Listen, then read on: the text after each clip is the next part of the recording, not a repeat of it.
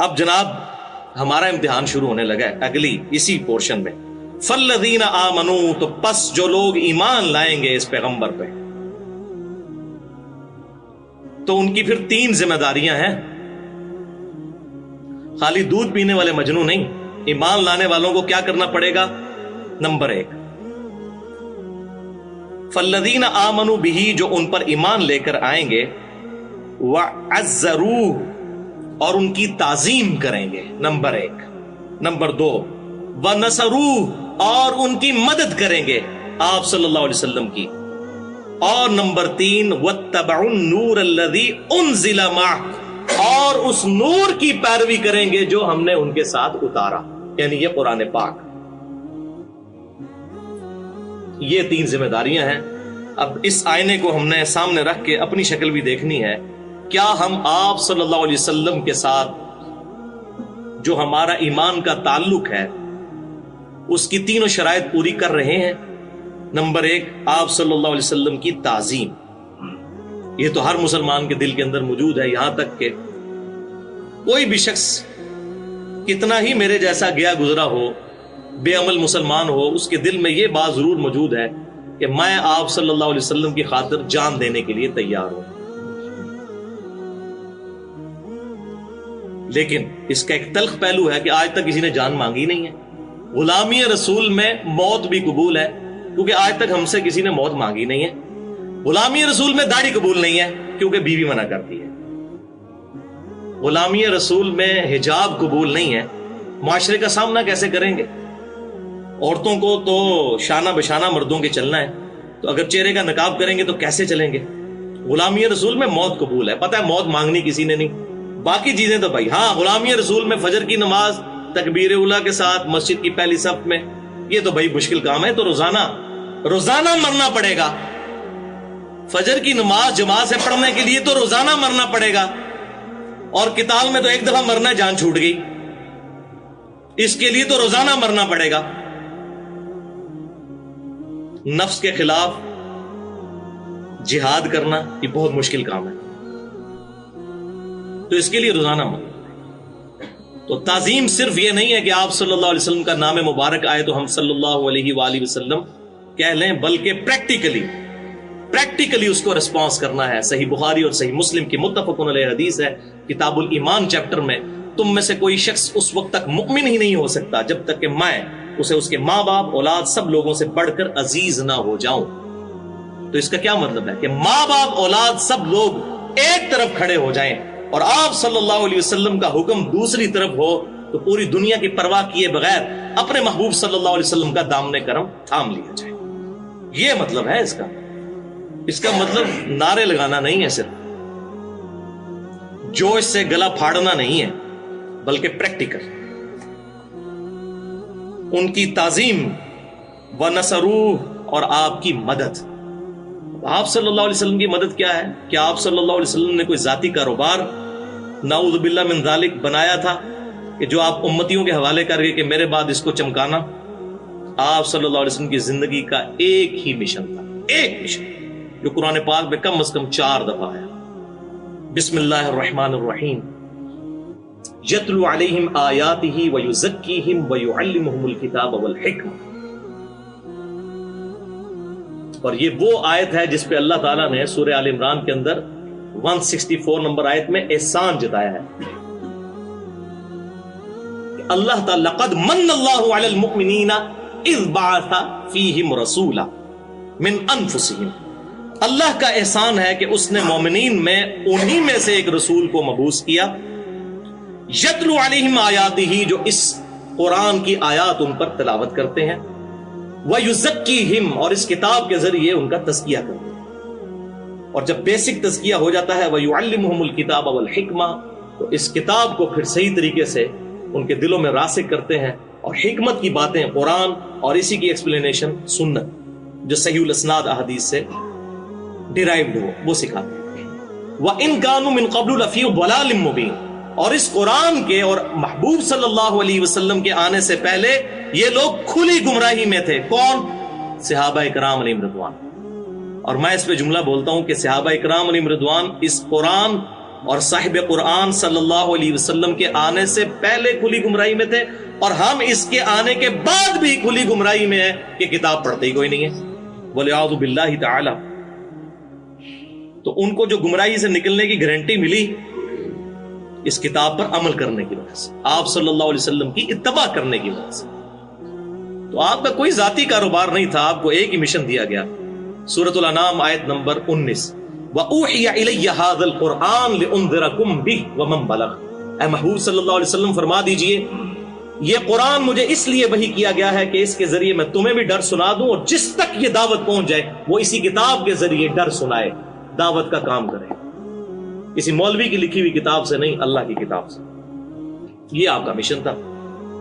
بہرحال اس پہ میں نے یوم عرفہ 1432 ہجری میں تقریباً 2 گھنٹے کی گفتگو کی تھی۔ مسئلہ نمبر 1 کے نام سے اہل سنت پاک.com پہ اپلوڈ ہے، امام الانبیاء کی دعوت قرآن، 50 آیات سے قرآن کی دعوت کا خلاصہ، اور تقریباً 8 صحیح الاسناد احادیث میں نے، جن میں سے 7 صحیح بخاری اور صحیح مسلم سے تھیں، وہ بیان کی تھی۔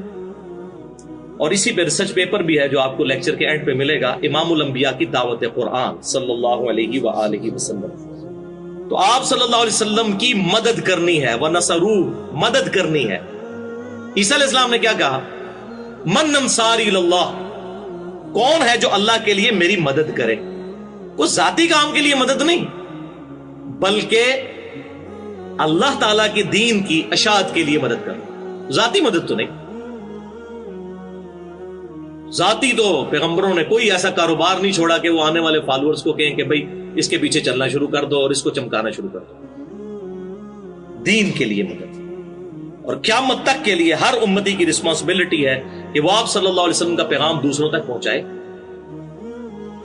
صحیح بخاری اور صحیح مسلم کی متفق علیہ حدیث ہے، آپ صلی اللہ علیہ وسلم نے جو یوم النحر کا خطبہ دیا تھا، ایک تو صحیح مسلم میں حدیث ہے جو حجۃ الوداع کا خطبہ ہے، کتاب الحج چیپٹر میں انٹرنیشنل نمبر کے مطابق 2950، اس میں تو آپ صلی اللہ علیہ وسلم نے فرمایا کہ میں اپنے بعد تم میں وہ چیز چھوڑ کر جا رہا ہوں جسے مضبوطی سے پکڑ لوگے کبھی گمراہ نہیں ہوگے، وہ اللہ کی کتاب۔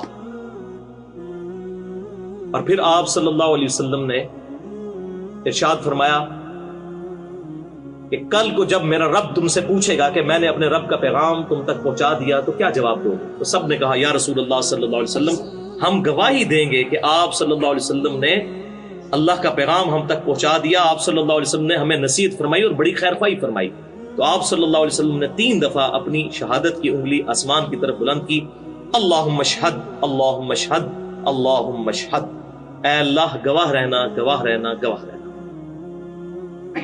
یہاں تک تو یہی تھا، لیکن جو اگلا خطبہ ہے یوم النحر کا، وہ بخاری اور مسلم دونوں میں، بڑا لمبا خطبہ، اس کے کنکلوڈنگ الفاظ بھی یہی ہیں، لیکن 7 اور الفاظ ہیں۔ آپ صلی اللہ علیہ وسلم نے ارشاد فرمایا کہ اب جو یہاں پر موجود ہے اس کی ذمہ داری ہے کہ اس پیغام کو اس تک پہنچا دے جو یہاں پر موجود نہیں ہے۔ آپ صلی اللہ علیہ وسلم کے بہاف پہ پوری امت دعوت کا کام کرنے والی امت ہے، یہ پیغام پہنچانا ہے۔ تو یہ ہے آپ صلی اللہ علیہ وسلم کی مدد۔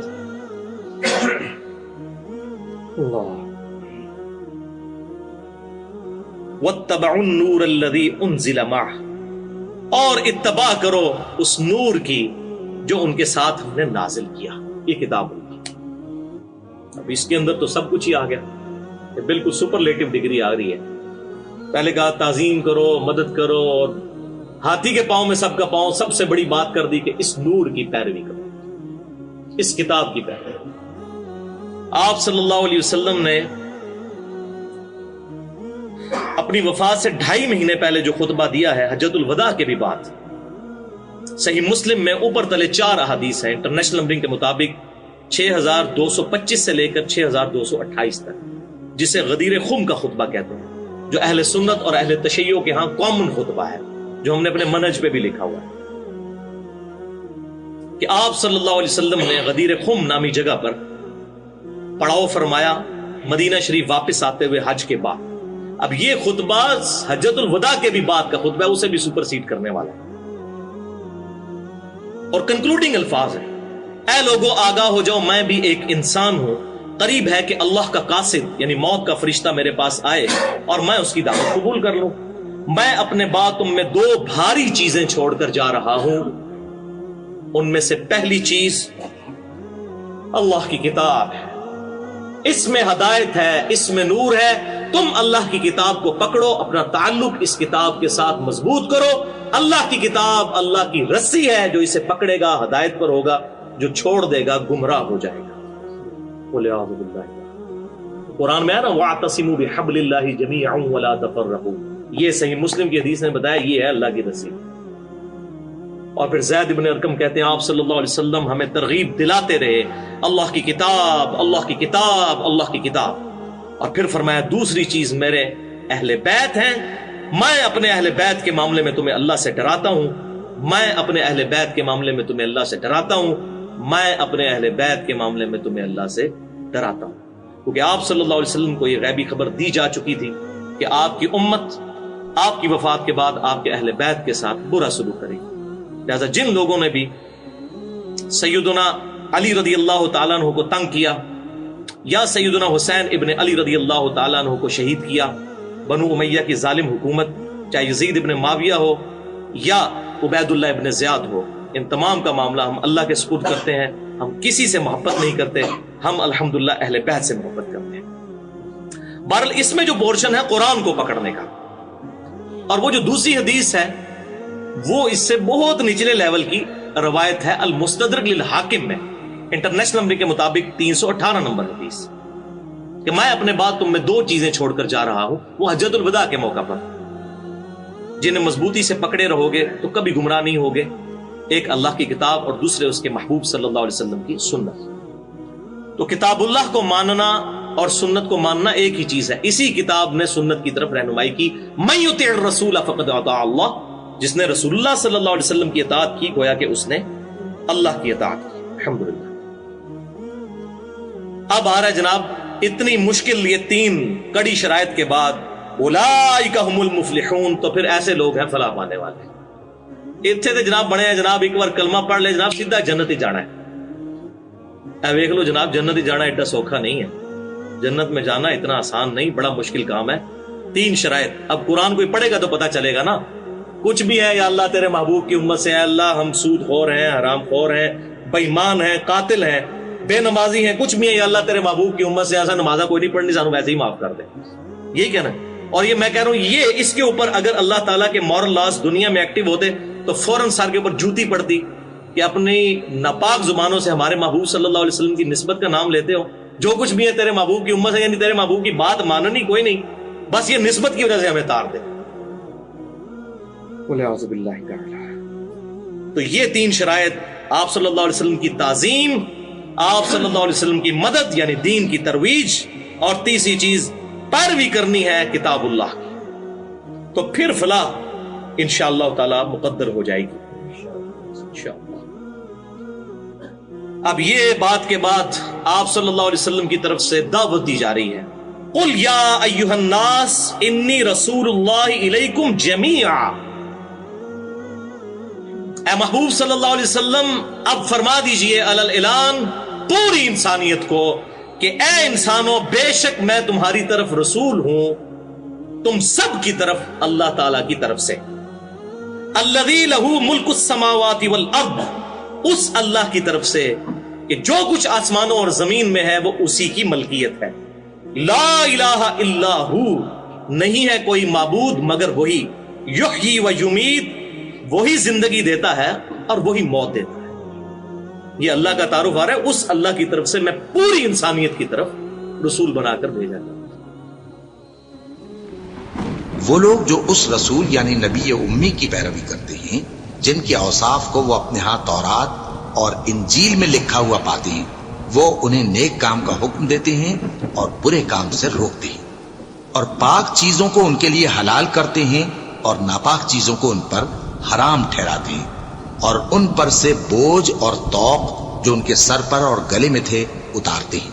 تو جو لوگ ان پر ایمان لائے اور ان کی رفاقت کی اور انہیں مدد دی اور جو نور ان کے ساتھ نازل ہوا ہے اس کی پیروی کی, وہی مراد پانے والے.